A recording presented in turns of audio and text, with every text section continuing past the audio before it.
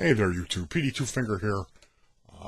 Before I go any further, I need to state that the contents in this video are never to suggest that anything could ever compete or surpass a live human being playing a drum kit.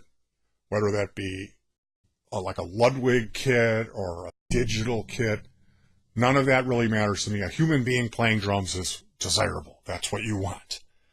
This video is not to say like, oh, this is better. What I have done is better. It's what I have done is to overcome the fact that I live in an apartment and I can't have a drum kit in it. So I found other ways to achieve my goal of being able to make music in my dwelling using a headphone system. So that would be MIDI with a computer, using a drum machine, or building a hardware solution, which is like a portable MP3 device that has its own replaceable memory, being SD card or TF card or a thumb drive. That one run here somewhere. And then replaceable rechargeable batteries for running it portable, or running an adapter, remote control, and then also a foot switch port. So we're going to go over how I slapped together one of these, and then I'm going to talk about the other ways that I did it, going back to the MIDI days, through the drum machine days, and then how I'm making the files now. So this is a solution. If you're thinking about making music, maybe you're a young guy and you're starting off and your folks aren't ready to let you play in a band.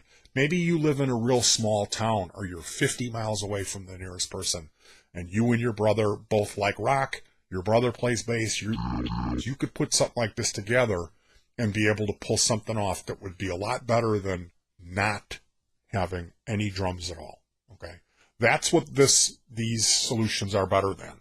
They're better than nothing. They're not better than a real drummer. And this is me having to pander to the comment section, and that's 2.5 minutes of the video wasted. So if you're going to make a comment about the length of this video, or if it's going to kind of ruin it because it's too long, you're going to look at the number before and judge that.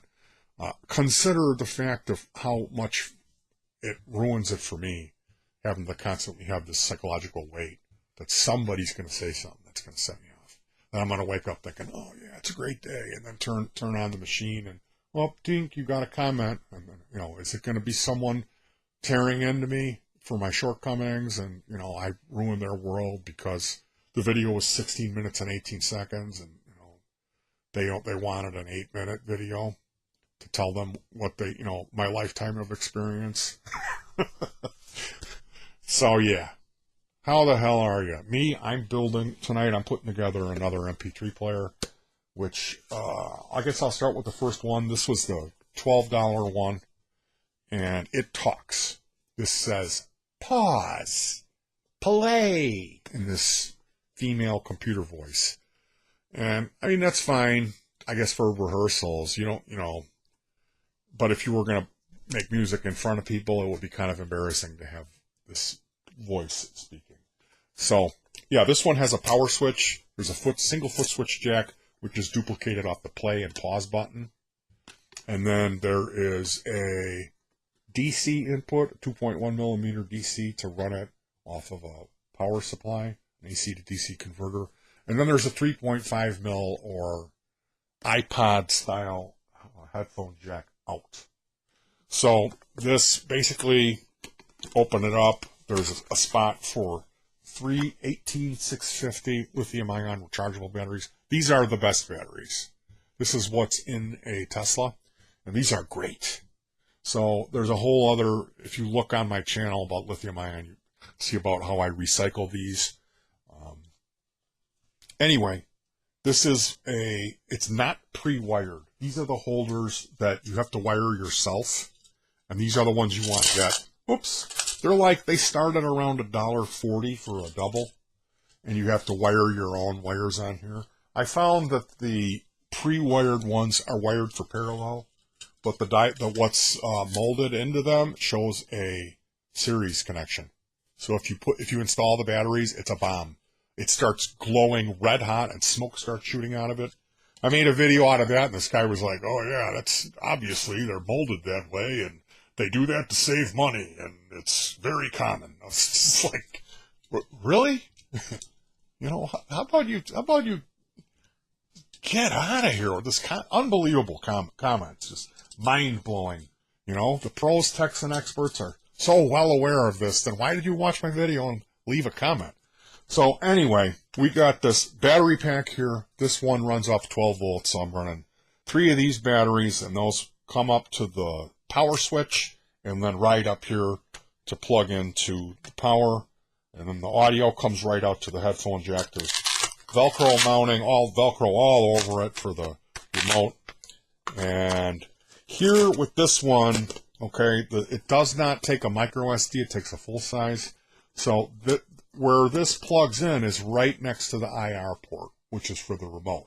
So that blocks any use of the infrared remote all in here and here and here, and then up to here it'll start working. You know, it starts working here and works all in here. So I didn't really like the way that was designed. Now there's a regular USB jack here to run a thumb drive, but I also didn't like that. You know, this outdoor use, this thing sticking up like this, it's just not really good. So what I tried to do was I cut a USB cable and soldered that in to this port here. Okay, we can see that on the board here. I'll get my flashlight so you guys can see.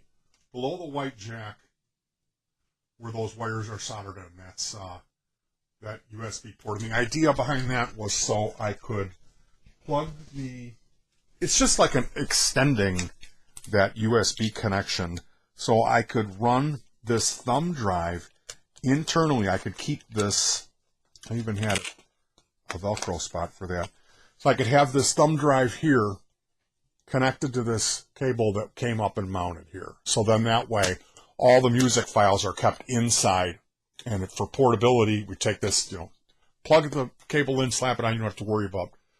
So that was that idea. And I was all excited about this, and then we found out that it talks, and it was like, pause, play, over the, you know, giant speaker. So I was not happy about that. We built this one. This is for indoor. It's got the, is there even a battery pack? There's no oh, no, there is. There is.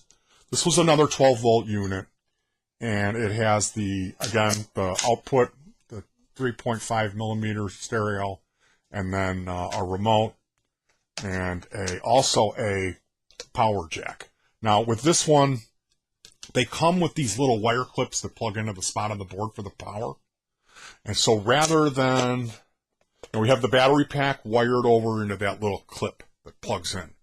Rather than cut those wires and strip them and then connect another wire to that and have that other wire go to this port, I took this port, soldered its own set of wires on, and then went underneath that board where the jack is and soldered onto those 2 points there, just to make it a little neater so I wouldn't have to cut that wire. And somehow in between there was some flux or something. We were playing one day, and all of a sudden, this is like 2 weeks after I built it, it starts sparking, and it's a clear chassis, so we're seeing this. It's like, it's playing. There's no problem with the audio, but it's shorting out in there, so we're like, holy cow, unplug it, you know, and I unplugged it, and I had, the jacks were kind of goofy. I guess I unplugged the wrong one. And then we open it up, and I'm like, wow, this is a stubborn little electrical fire. It won't go out. Well, it wouldn't go out because it was still getting power. So finally I realized that I unplugged it, and of course, immediately when I unplugged it, the arcing stopped. So I took a little metal pick tool, like a dentist pick, and kind of cleaned it up, and it's been fine ever since. But I would recommend being really careful if you're going to solder on these boards, or maybe just do the powering external. But this one here is the 12-volt unit, and it has a little Bluetooth icon here.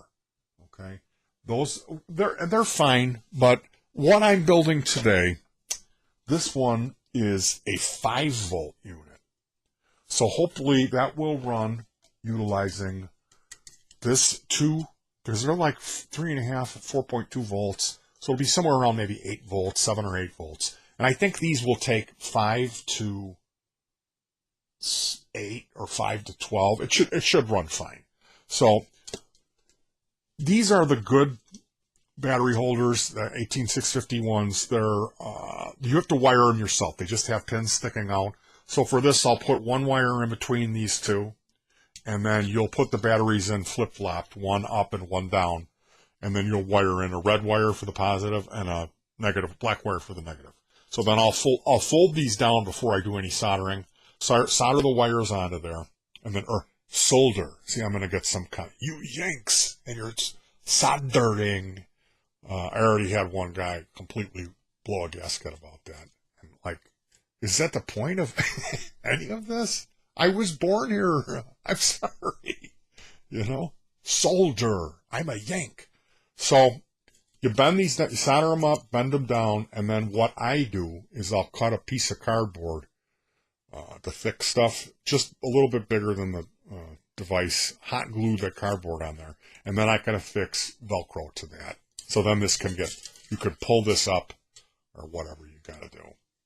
So that will sit, as you can see, this is a sandwich. It's like a Tupperware Rubbermaid sandwich box, and the batteries are going to sit inside the box. And here, there's going to be a 3.5 millimeter output here, and then a power switch here, which I almost would like to, if there was a way to like drill a larger hole and have to reach, like build a bracket, just to have a safety. So when I travel, I don't have to worry about the switch getting thrown. And probably what I'll do, yeah, see, I didn't think when I built this. The power jack is right up against the lip here.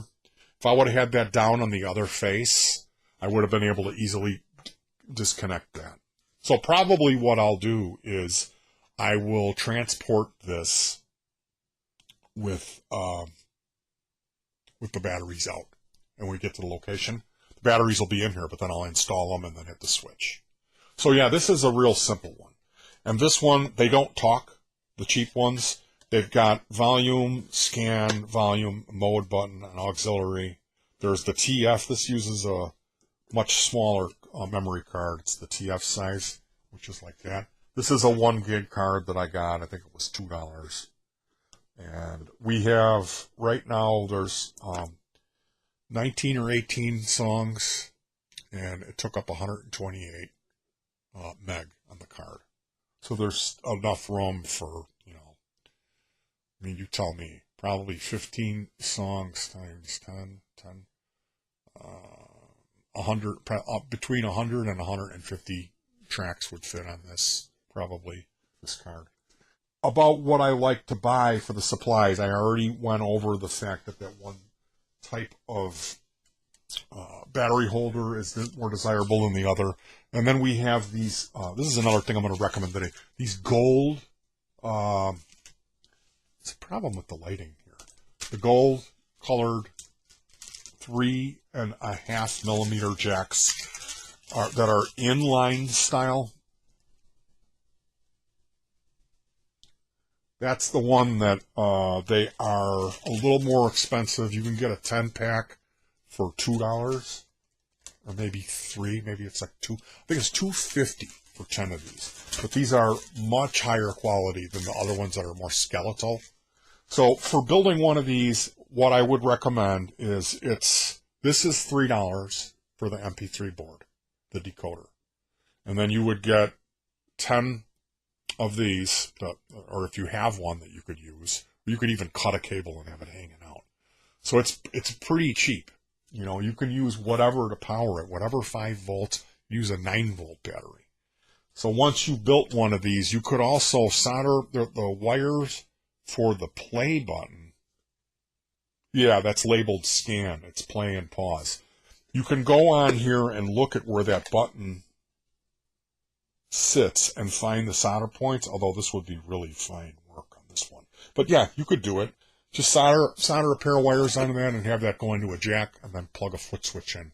And you could manually do that. Now, for making the files on this, I'll take the drum beat and let's say it starts off with a roll and then it goes into the first bar. And what I'll do is I'll go on a track underneath that first bar, and I'll import a cymbal, like a closed hi-hat, that sound. And I'll copy and paste that 4 times and drag those so they match perfectly with where the first bass drum hit is, and then the snare, bass drum snare. So you have 4 of them. So that'll give you the tss, tss, tss, tss, and then boo, ch, boo, ch, boo, ch. So that's your 4 count. So I'll take those 4 snare cymbal sounds, and I'll copy them to their own file. And then I'll drag that to the beginning of the song, and maybe copy that 4 count and give it an 8 count. So it's twice as long for you to get ready. When you hit play, there'll be maybe 8 seconds of silence, and then I'll put some wind sound effect in there, maybe have a couple of crows or some space sounds, and then the 4 count will come in.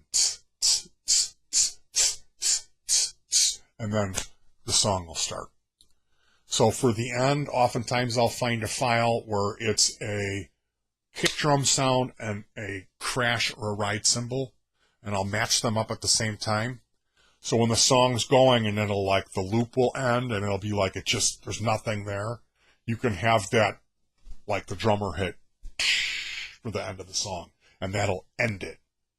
And then I find what's really useful is to leave 15 to 30 seconds of silence or the additional sound effects. You can take whatever you had at the beginning and move that over, and either play with the volumes and have it start loud with that where the crash is, have it start there, or you could reverse it.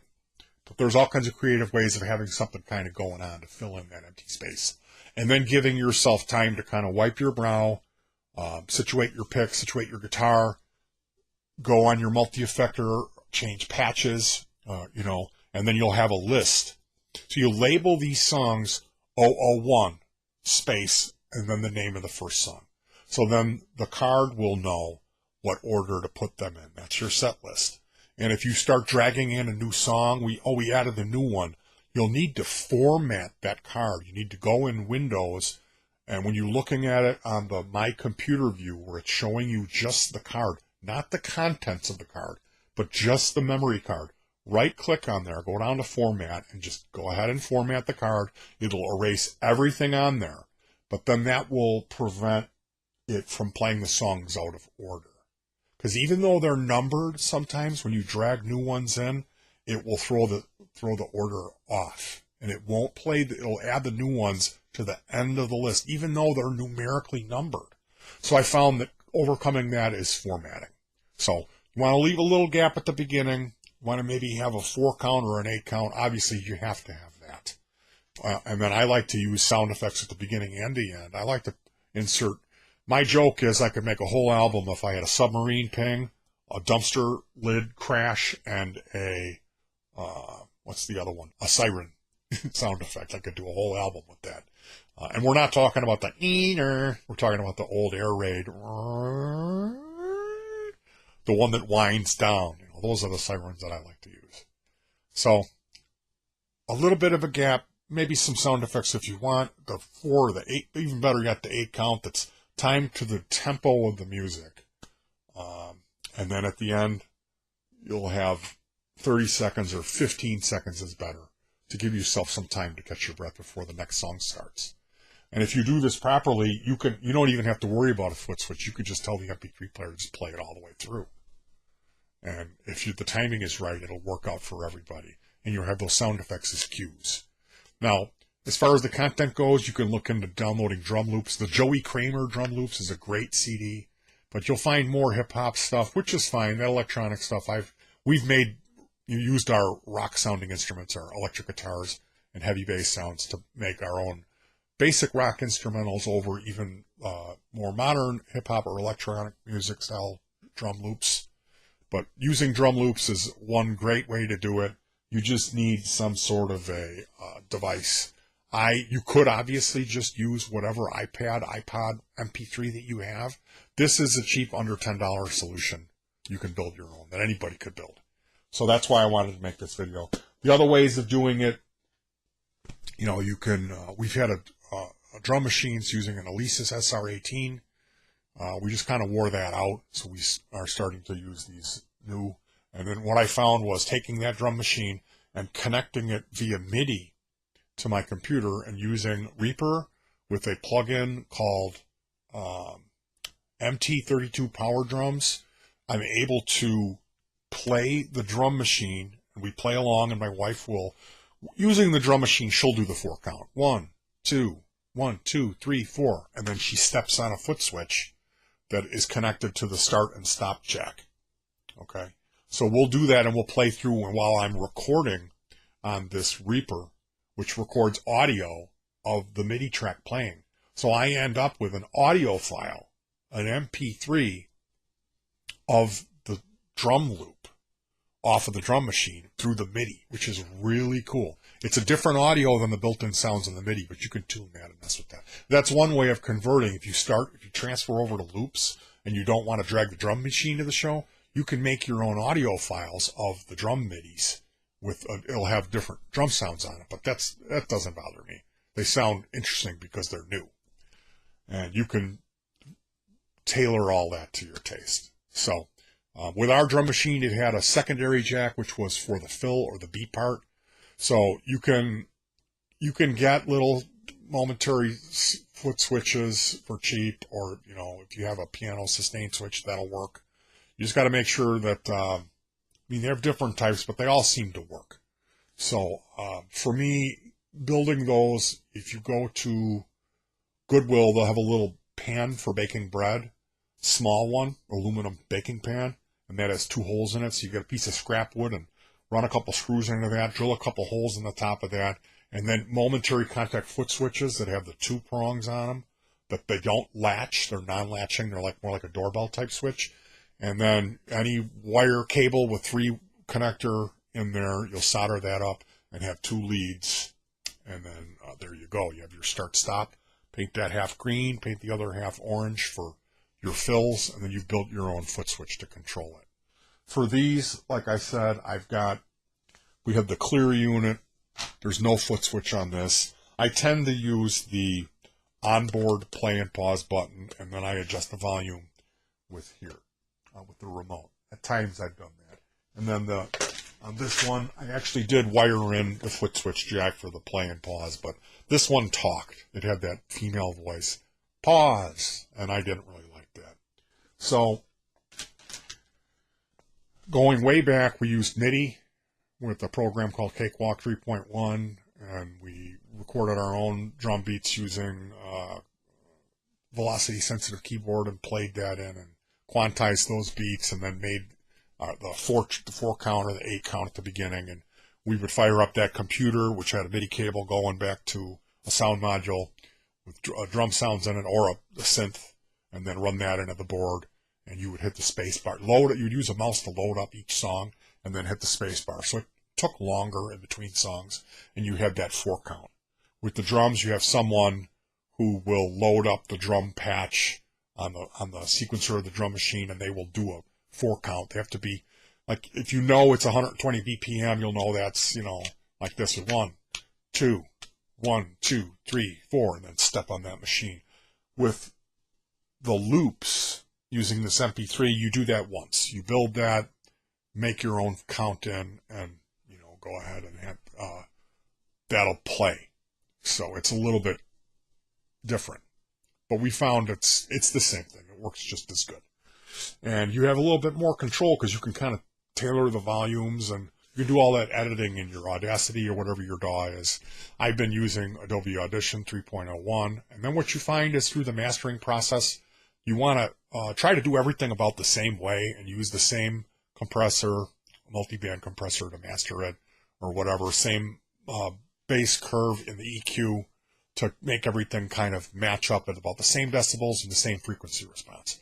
And then when you're looking at the file and you master it at the end, you adjust the dBs at the final process, you'll go maybe -3.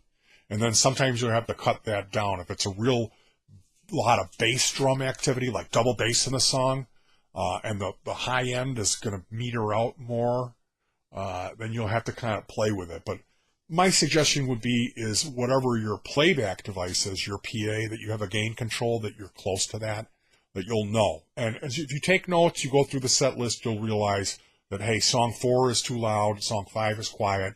Then you can go back and have a master file of all of your MP3s and store those on the computer and make adjustments to those. And eventually, if you go through it a couple times, you'll get all the volumes to match up.